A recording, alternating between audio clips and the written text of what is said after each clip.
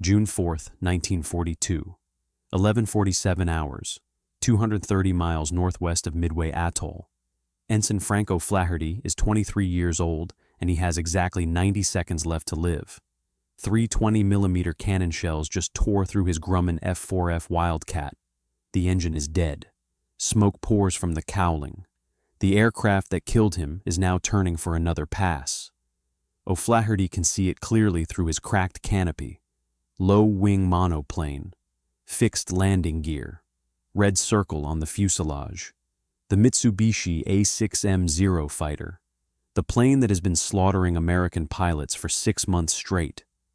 O'Flaherty's brain, running on adrenaline and terror, records what happens next. The Zero completes its turn in 15 seconds.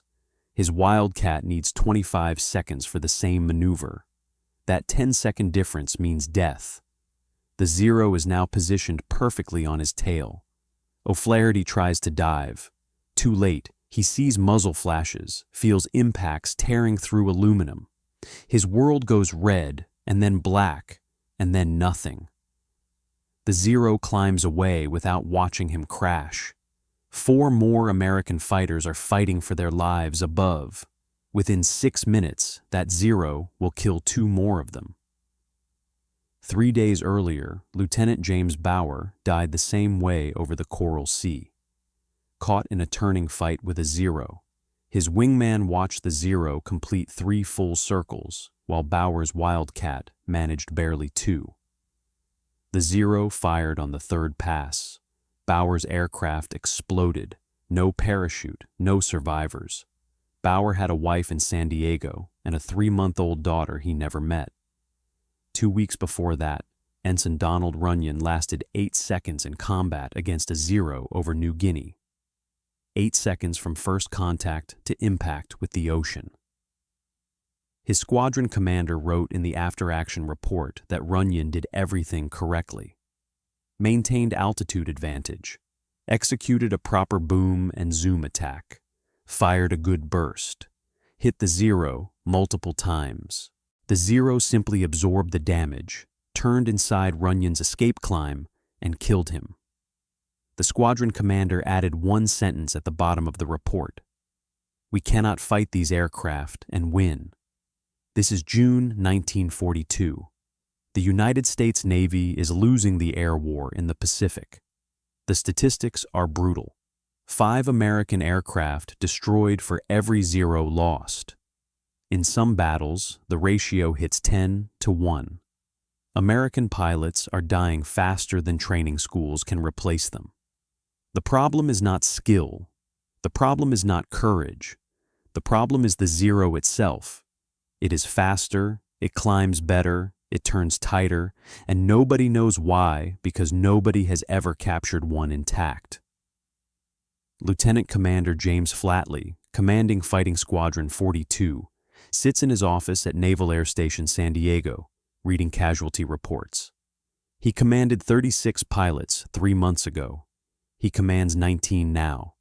The rest are dead, missing, or so badly injured they will never fly again.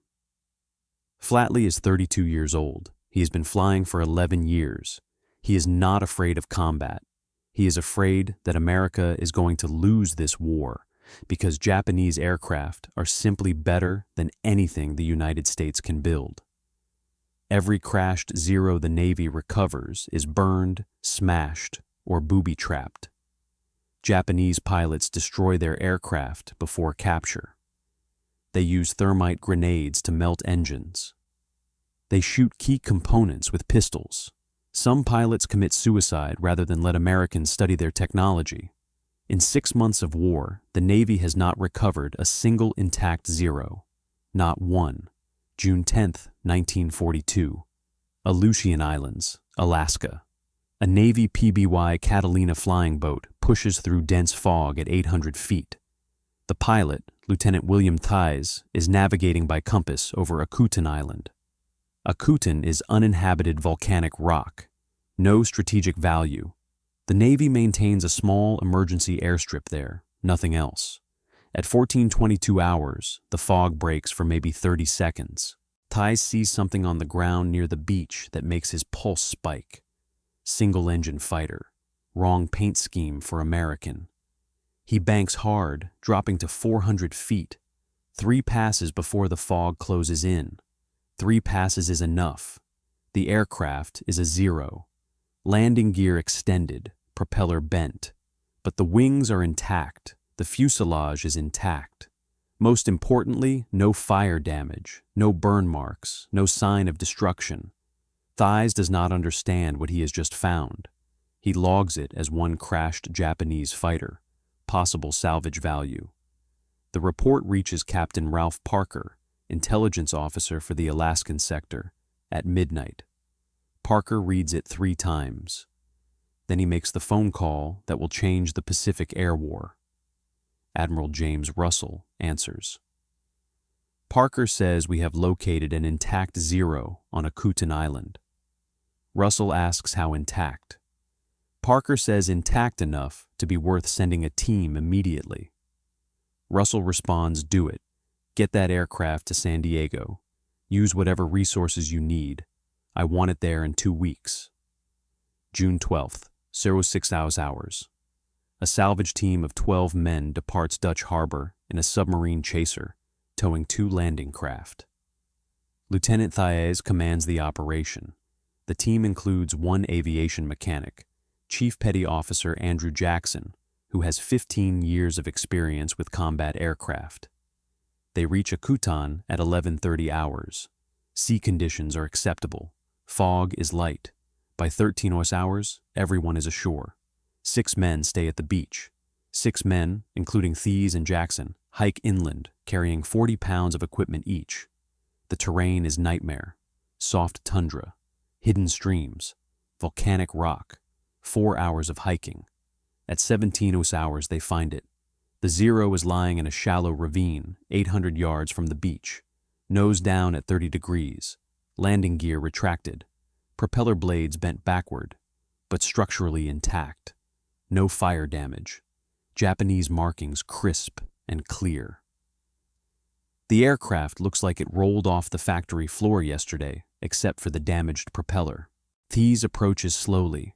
The canopy is closed, but not locked. He slides it back. The smell hits him immediately. Aviation fuel, oil, and decay. The pilot is still strapped in his seat, dead, head tilted forward, hands on his lap. No blood, no visible wounds. Thais makes himself look at the dead man's face. Young, maybe 20 years old.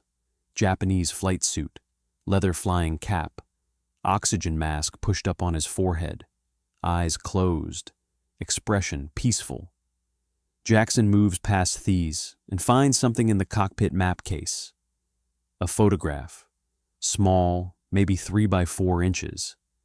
A young Japanese woman holding an infant. The back of the photograph has writing in Japanese characters.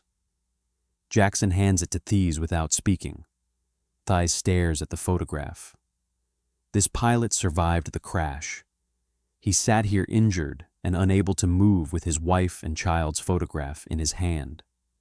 He died slowly, waiting for rescue that never came. He died alone on an empty island, and nobody knew he was here. Nobody knew his zero was intact. His death is about to save thousands of American lives by giving the United States the one thing it needs most: a working zero fighter. Jackson spends 20 minutes examining the aircraft. He checks control surfaces, moves the stick, tests rudder pedals, inspects the engine through open cowling panels. Finally, he looks at Thais and delivers his assessment. The engine is undamaged. The airframe is structurally sound. The hydraulics are functional. With repairs and cleaning, we can fly this zero off this island. Thais stares at him. We have a working zero. Jackson nods. We have a working zero. Sir, we just changed the war. June 15th, 1942. The Zero arrives at Naval Air Station San Diego at 07:30 in pieces on 2 flatbed trucks. Lieutenant Commander Eddie Sanders watches it roll through the gate. He has been flying fighters for 14 years. In 3 weeks, he is going to fly this aircraft. the aircraft that killed James Bower over the Coral Sea, the aircraft that killed Franco Flaherty at Midway, the aircraft that killed 11 of his friends. Sanders realizes his hands are shaking. He shoves them in his pockets so nobody sees. Hangar 12, armed guards, no cameras. 8 people cleared to enter, 4 aeronautical engineers, 2 engine specialists, 1 structures expert, Sanders. Their job is simple and terrifying.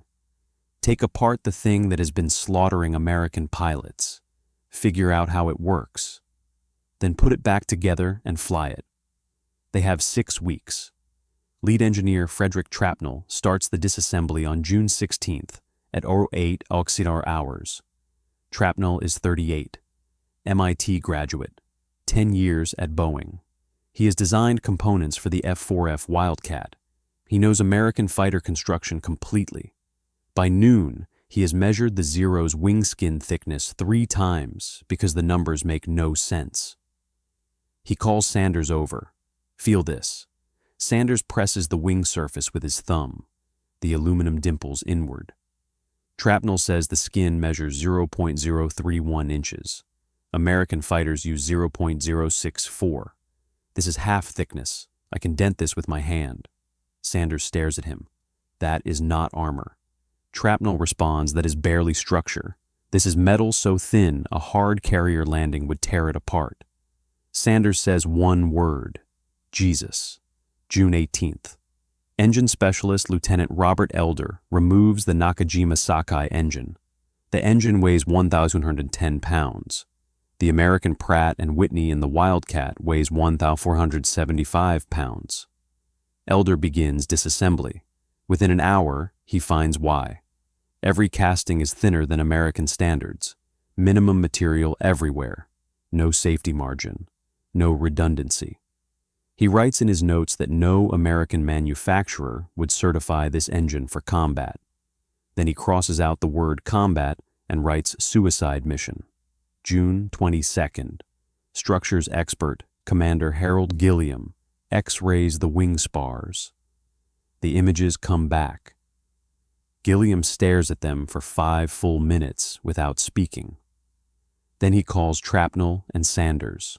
He puts the X-rays on the light board. The Zero's main wing spar is hollow, a thin-walled tube. The walls measure 0.078 inches thick. Gilliam has calculated the safety factor. American fighters use safety factors between 1.5 and 3.0. The Zero's wing spar has a safety factor of 1.1. Sanders asks what that means. Gilliam responds it means if the pilot pulls 1 G more than design limits, the wings fold off and he dies. The room goes silent. Then Trapnell says these people are insane.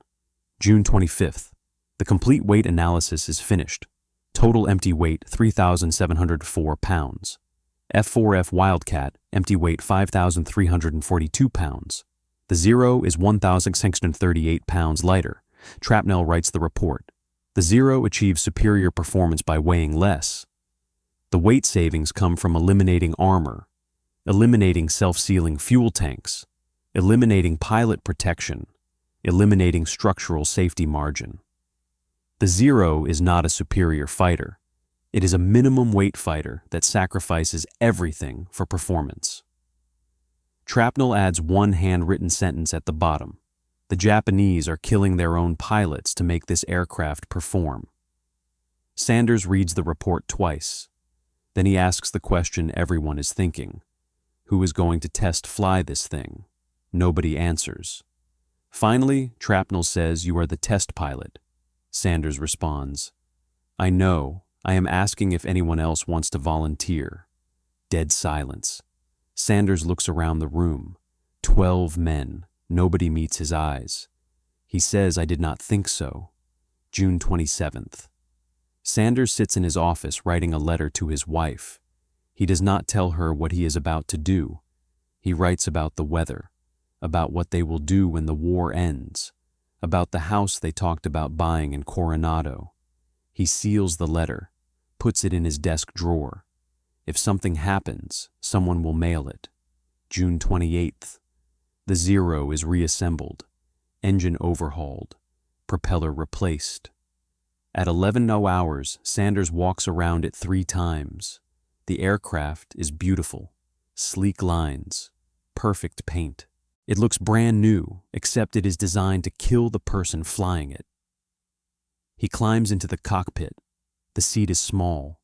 The canopy visibility is excellent. No armor glass. Nothing between him and bullets except thin aluminum. He thinks about O'Flaherty, about Bauer, about the 11 friends whose names are on a list in his desk. He starts the engine. Tower clears him for takeoff at 11:23 hours. Sanders advances the throttle. The Zero accelerates hard. Takeoff roll maybe 600 feet. The aircraft lifts at 65 knots and climbs like nothing he has ever flown. He reaches 5,000 feet in under 2 minutes. He begins basic handling. The controls are impossibly light. He moves the stick gently. The Zero responds instantly.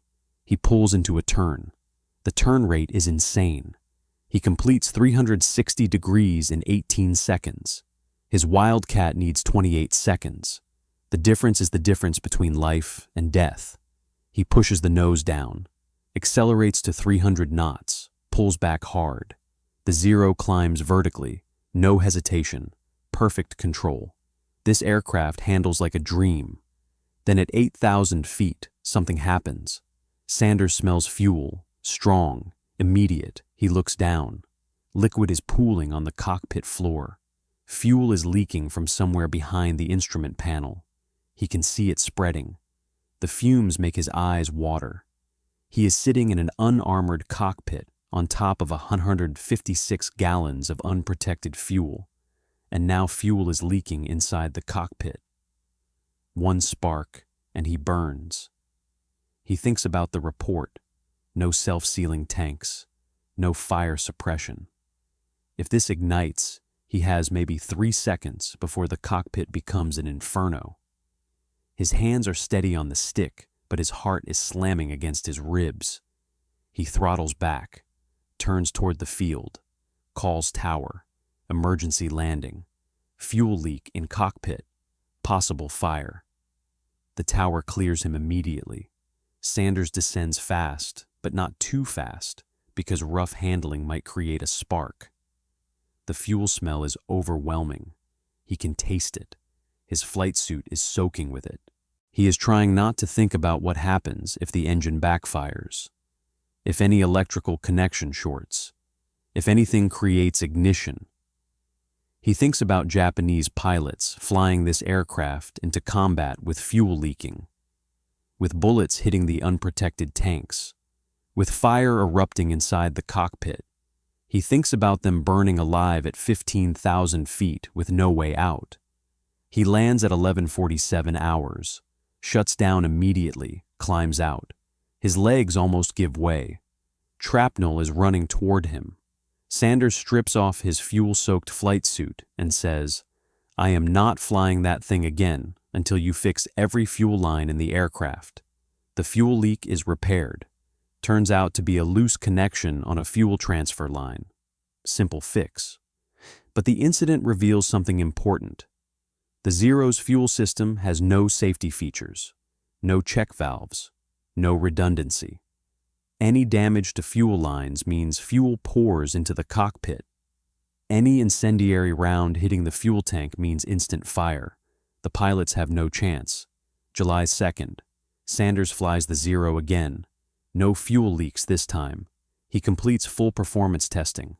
Mock combat against F-4F Wildcats, against P-38 Lightnings, against P-40 Warhawks. The results are consistent. In turning combat, the Zero wins every time. It outturns everything at any altitude. But it has weaknesses. It cannot dive fast. Above 350 knots, the controls freeze.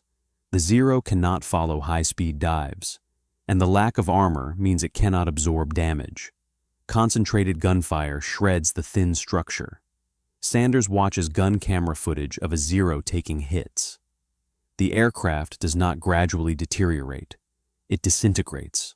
One moment flying, Next moment, coming apart. Pieces of wing separating. Fuselage breaking. Then fire. Always fire. The fuel tanks ignite, and the Zero becomes a fireball tumbling toward the ocean. July 8th. Commander John Thatch arrives from Pearl Harbor. Thatch commanded fighters at Midway. He survived 3 separate engagements with Zeros. He watches the test footage. He flies mock combat in a Wildcat against Sanders in the Zero. After 3 days, he writes Tactical Bulletin number 13, 8 pages. The core doctrine is simple. Do not turn with the Zero. Never engage in sustained turning combat. Use speed and diving attacks. Hit and run. Dive through Zero formations at high speed. Fire 1 burst. Do not stay to fight. Extend away. Climb back to altitude. Repeat. If a Zero gets on your tail, dive immediately. Do not turn. The Zero cannot follow a high-speed dive. Use altitude and speed. Never give away those advantages. The bulletin includes detailed specifications. Maximum speed 331 knots. Climb rate 4,500 feet per minute. Turn time 15 seconds. Structural limits 7G positive, 3.5G negative. Armament 2, 20mm cannon with 60 rounds each. Limited ammunition. Force them to waste shots. When ammunition depletes, they are defenseless. The bulletin includes one final section. The Zero has no armor. No self-sealing fuel tanks. Aim for the fuselage fuel tank located directly in front of the cockpit. Incendiary ammunition will ignite the tank. The pilot will burn to death. This is not a fair fight. This is survival. July 15th. Sanders demonstrates the Zero for visiting Navy commanders. He shows the turn performance, the climb rate, the handling. Then he shows what happens when you hit it. A Zero mock-up target sits on the range. Sanders makes 1 firing pass. 6 50 caliber machine guns, 3-second burst, 180 rounds. The mock-up explodes, aluminum skin shredded, structure destroyed, fuel tanks ruptured and burning. The demonstration takes 8 seconds. One commander asks how many of our pilots died because they did not know this. Sanders has been waiting for this question. He pulls a folder from his briefcase, opens it. Inside are casualty reports, names, dates, circumstances of death. He reads 3 names. Ensign Frank O'Flaherty, killed June 4th at Midway. Cause of death, unable to escape turning combat with Zero. Aircraft shot down. No parachute observed. Lieutenant James Bauer, killed May 8th at Coral Sea. Cause of death, Zero achieved firing position during turning engagement. Aircraft exploded. Pilot burned. Ensign Donald Runyon, killed May 21st over New Guinea. Cause of death, Zero absorbed damage and returned fire. Aircraft destroyed. Pilot killed instantly. Sanders closes the folder. He looks at the commander. Those are 3 names, sir. The folder contains 283 more. Those are confirmed Zero kills where we recovered enough information to document cause of death. Intelligence estimates actual losses to Zero fighters between December 1941 and June 1942 at approximately 450 American aircraft. Assuming 1 pilot per aircraft, that is 450 dead pilots. Sir, they died because the Zero was better, and we did not know why. Now we know the Zero is not better. It is lighter. It sacrifices pilot survival for performance. Every advantage it has costs Japanese pilot lives. And now we know how to kill it. The room is silent. Then another commander asks, will this information reach every squadron? Sanders responds, Tactical Bulletin number 13 is being distributed to every fighter unit in the Pacific Fleet starting tomorrow. Every pilot will know Zero capabilities. Every pilot will know Zero weaknesses. Every pilot will know how to survive Zero engagements and how to kill Zeros. The kill ratio will change. We will start winning. One final question. Is the Zero in the photograph the same aircraft we captured? Sanders nods. Same aircraft. Still flyable. We will use it to train pilots. Let them see it. Let them fly against it. Let them understand it is not invincible. It is just an airplane that burns when you shoot it, an airplane that breaks when you hit it hard enough, an airplane designed by people who value performance over pilot survival. We will teach our pilots to exploit that choice, and we will kill every Zero in the Pacific. August 7th, 1942. 13:22 hours, 12,000 feet above Guadalcanal. Lieutenant Richard Loesch is about to die, and he does not understand why. He did everything correctly, maintained altitude advantage, executed a proper diving attack on a Zero below him, fired a good 3-second burst, saw his tracers hit the Zero's fuselage. Then he made the fatal mistake. He tried to turn with the Zero to finish the kill. The Zero simply turned inside him. Loesch is pulling maximum G. His vision is graying. His F4F Wildcat is shaking from the strain. The Zero completes the turn effortlessly and settles onto his tail. Loesch sees muzzle flashes in his mirror, feels impacts. His right wing explodes. The Wildcat rolls inverted and enters a flat spin. Loesch tries to recover, cannot. He reaches for the canopy release. His hand is moving in slow motion. Everything is spinning. Sky, ocean, jungle, repeating. At 2,000 feet, he gets the canopy open. At 1,200 feet, he pulls himself out against centrifugal force. At 800 feet, his parachute deploys. The opening shock nearly knocks him unconscious. At 600 feet, he realizes he is drifting toward Japanese-controlled territory. He can see soldiers running down the beach, maybe 30 of them. They are pointing up at him. Some are carrying rifles. Loesch hits the ocean 400 yards from shore. The parachute settles on top of him. The silk is heavy when wet. It wraps around his head and shoulders. He tries to fight it off, but his flight suit is soaked and pulling him down. He can hear the Japanese soldiers shouting from the beach, hear them splashing into the water. They are coming for him.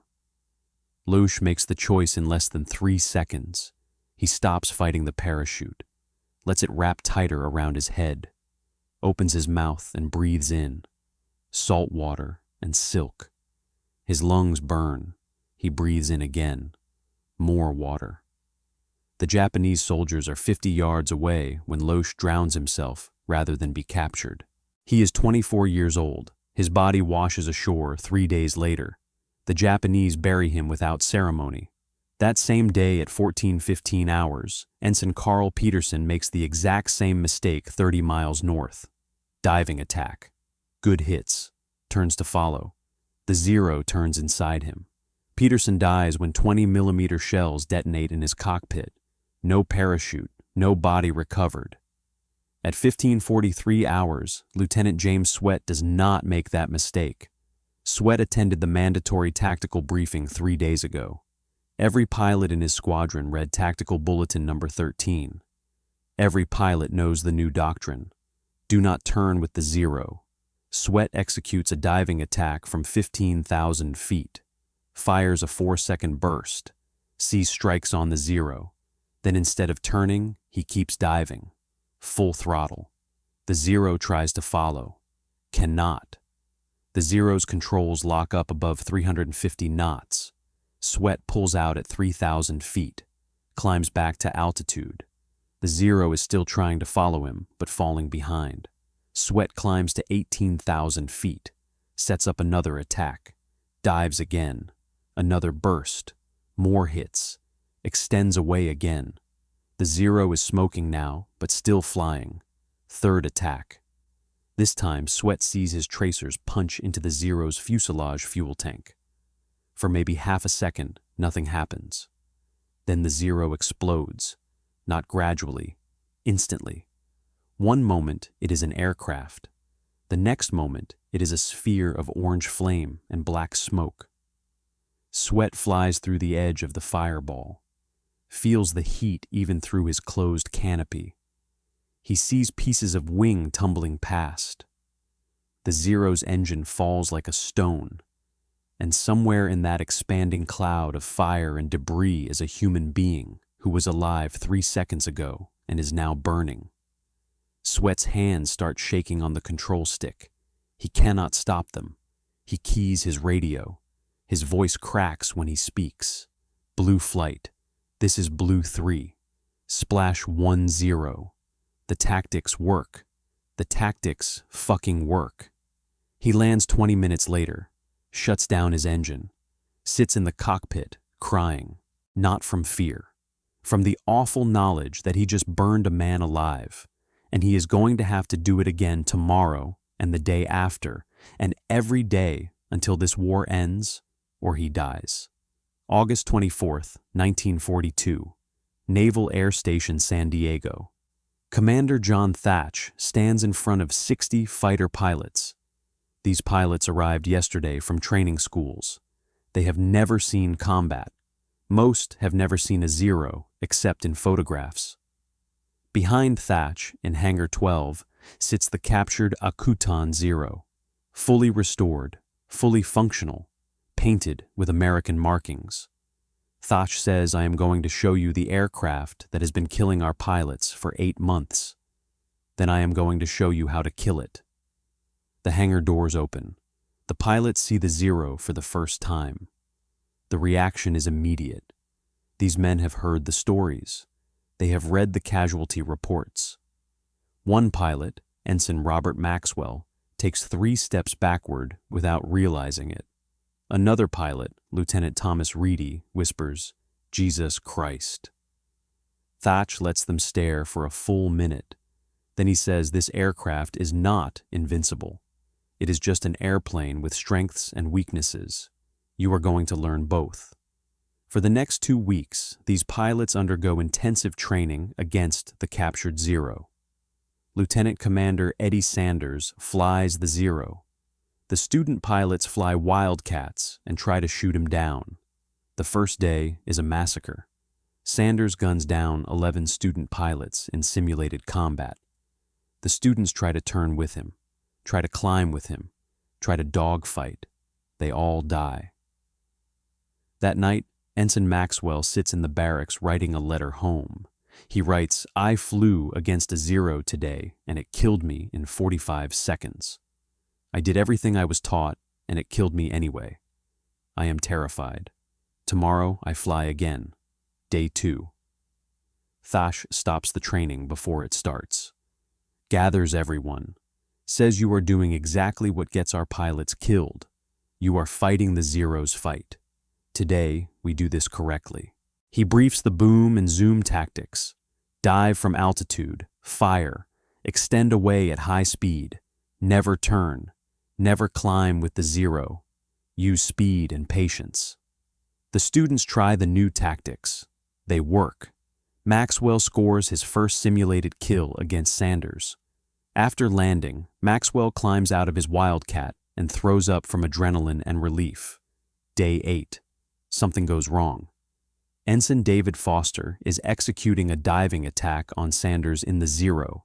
Foster fires his burst, pulls out of the dive, but he misjudges his altitude. He is too low. His Wildcat is still in the dive when it should be leveling out. Sanders, flying the Zero 1,000 feet above, sees it happening. Keys his radio. Blue 7, pull up, you are too low. Foster does not respond. The Wildcat continues diving. Sanders screams into his radio. Pull up now, Foster finally responds. The Wildcat's nose comes up, but it is too late. Foster is at 400 feet, doing 380 knots. He pulls back hard on the stick. The Wildcat starts to recover. Then the airframe fails. The wings fold upward. The aircraft breaks apart.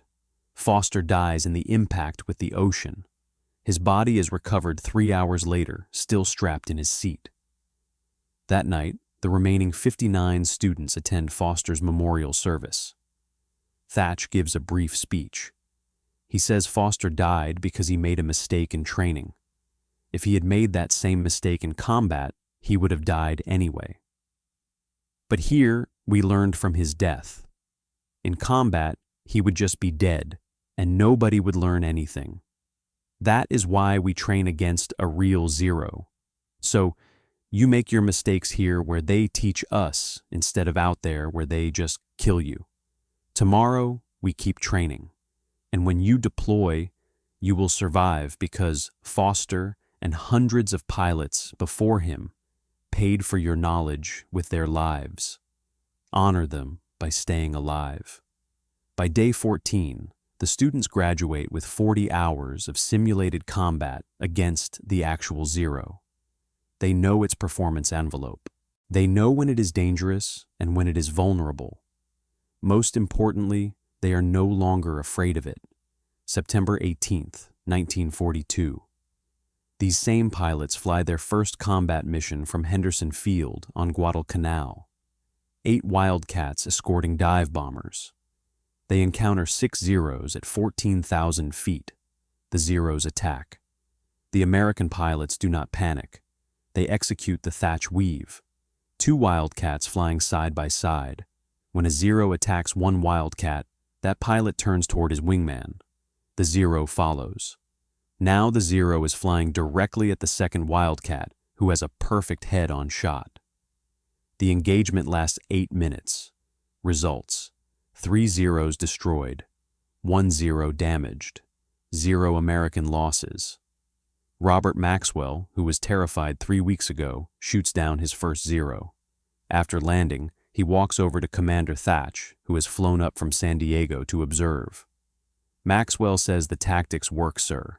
Thatch responds, I know. That is why you are alive. October 1942. The statistics begin changing. Fighter losses drop from 45% to 28%. The captured Zero is flown to Pearl Harbor. More training programs start. Hundreds of pilots fly against it. The mystery is gone. The fear is gone. November 18th, 1942. Lieutenant Jeff DeBlanc encounters 4 Zeros over New Georgia. DeBlanc graduated from the San Diego program. He has 32 hours flying against the captured Zero. When the Zeros attack, he does not feel fear. He feels confidence. He executes perfect boom and zoom attacks. Within 12 minutes, he shoots down all 4 Zeros. His aircraft has no combat damage. 4 Zeros destroyed. 0 hits taken. The kill ratio has reversed. By January 1943, the Pacific Fleet kill ratio stands at 2-1 in favor of American pilots. By March, 3-1. By June, 4-1. The Zero is no longer feared. It is hunted. September 1943. One captured Japanese pilot is interrogated at Pearl Harbor. He is shown the Aleutian Zero. He asks how long the Americans have had it. When told since June 1942, he sits silently for several minutes.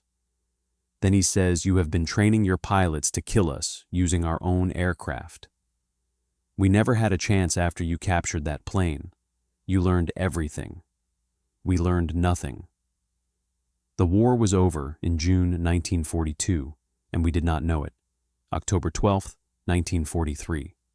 The Aleutian Zero flies its last training mission.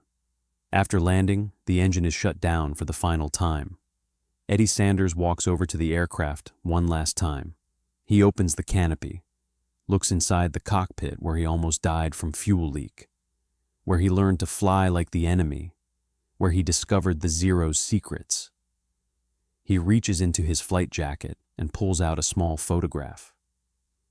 The photograph of the Japanese woman holding an infant. The photograph found in the dead pilot's map case on Aleutian Island 16 months ago. Sanders has been carrying it ever since. He looks at the photograph for a long moment. Then he speaks to the dead pilot, whose name he will never know. "Your death gave us this aircraft. This aircraft taught us how to kill your comrades.